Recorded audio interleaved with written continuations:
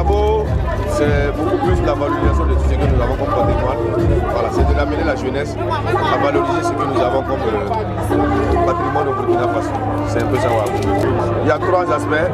Il y a Wabo Academy qui va traiter des panels, pas n'importe quel panel comme je le disais tout à l'heure, des panels qui vont faire ressortir vraiment des choses qui mettent en valeur le Burkina Faso. Nous allons toucher un peu le domaine de la musique avec la valorisation de peut-être des instruments de musique locaux.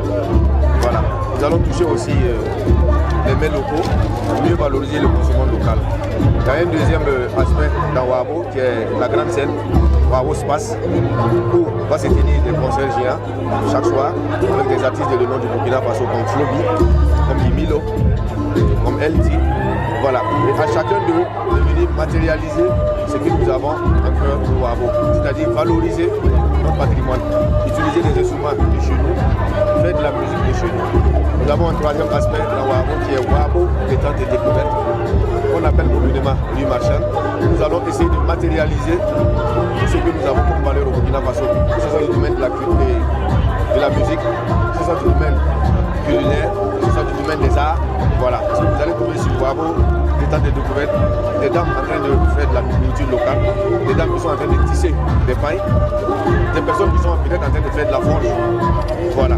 Vous allez découvrir aussi des œuvres d'art du musée et du village artisanal, peut-être plein d'autres artisans, mais des choses qui reflètent notre identité culturelle, qui reflètent le Burkina Faso.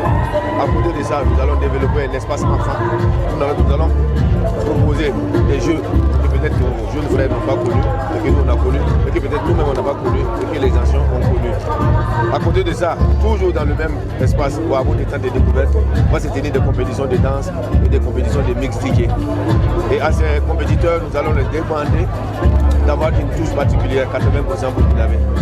Imaginez-vous des danseurs qui sont en train de danser sur un son warba, mixé avec peut-être de la piano. On n'ausculte pas le monde, hein. Voilà. Mais c'est de mettre en valeur déjà ce que nous avons comme culture au Burkina Faso. Imaginez-vous des DJ qui sont en train de mixer sur des sons de chez nous, de l'époque de Georges Ouedraogo, de l'époque de Youssouf Compaoré, à arriver à l'époque de Flobi. Donc c'est un peu des activités que nous avons ramassées de gauche à droite. Nous avons touché un peu une dizaine d'activités pour vraiment matérialiser le projet Wabo. C'est aussi simple à comprendre. Hein. C'est pour dire aux jeunes de ne pas se perdre.